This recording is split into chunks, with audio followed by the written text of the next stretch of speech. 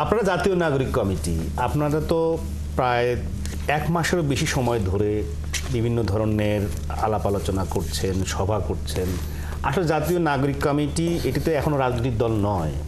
কি নামে রাজনৈতিক দল হবে বা কতদিনের মধ্যে সেটি ঘোষণা হবে? আপনাদের তো বৈষম্য বিরোধী ছাত্র আন্দোলন এবং জাতীয় নাগরিক কমিটি মিলেই একটি রাজনৈতিক দল হবার কথা, কবে নাগাদ হচ্ছে? আমরা আশা করছি আগামী ফেব্রুয়ারির মধ্যেই। আমাদের নামটি এখনো আমাদের মধ্যে আলোচনার মধ্যে রয়েছে, এখনো কোনো নাম আমরা চূড়ান্ত করিনি, যদিও বিভিন্ন রকম গুজব আছে, কিন্তু আমাদের সদস্য সচিব আক্তার হোসেন তিনি পরিষ্কার করেছেন যে আমরা এখন পর্যন্ত কোনো নাম চূড়ান্ত করিনি। তার মানে আগামী মাসে আরেকটি নতুন রাজনৈতিক দল হিসেবে বৈষম্য বিরোধী ছাত্র আন্দোলন এবং জাতীয় নাগরিক কমিটি মিলে একটি নতুন রাজনৈতিক দল, বাংলাদেশের মানুষ তাদেরকে বৈষম্য বিরোধী ছাত্র আন্দোলন এবং জাতীয় নাগরিক কমিটিতে যারা আছেন তাদের একটা বড় অংশই এই রাজনৈতিক দল গঠনের ক্ষেত্রে ভূমিকা রাখবেন।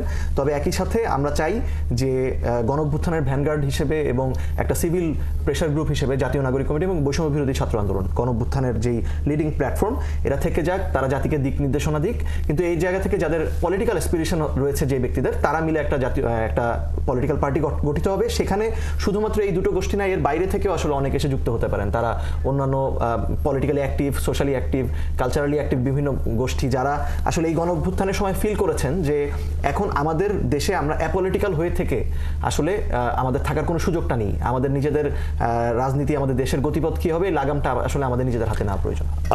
আপনারা নিজেদের হাতে নেওয়ার জন্য, অর্থাৎ প্রেশার গ্রুপ হিসেবে একটি রাজনৈতিক দল, তো সেই রাজনৈতিক দল কি নির্বাচন করবে?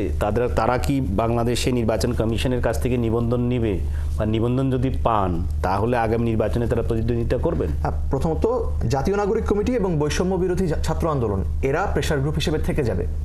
যেই নতুন রাজনৈতিক দলটি হবে সেই রাজনৈতিক দল অবশ্যই নির্বাচন কমিশনে নিবন্ধনের জন্য আবেদন করবে, নিবন্ধন পেলে সেখানে মার্কার জন্য আবেদন করবে, এবং অবশ্যই রাজনৈতিক দলের মূল যেই ইচ্ছা থাকে, আকাঙ্ক্ষা থাকে যে আসলে ক্ষমতায় যাওয়া বা দেশের রাষ্ট্রীয় দায়িত্ব পালন করা, সেই চেষ্টাটি রাজনৈতিক কর্মকাণ্ডের মাধ্যমে চালাবে, অর্থাৎ নির্বাচনে অংশগ্রহণ করবে। অবশ্যই নির্বাচনে অংশগ্রহণ করুক এবং বাংলাদেশের মানুষ তাদের নিরপেক্ষভাবে তাদের ভোট দিয়ে জাতীয় নাগরিক কমিটি বা বৈষম্য বিরোধী ব্যানারে যারা একটু যে রাজনৈতিক দল হবে তাদেরকে বেছে নেওয়ার নিশ্চয়ই সুযোগ পাবে। নিশ্চয়ই সেই নির্বাচন 2014 বা 18 বা 2024-এর মতো হবে না।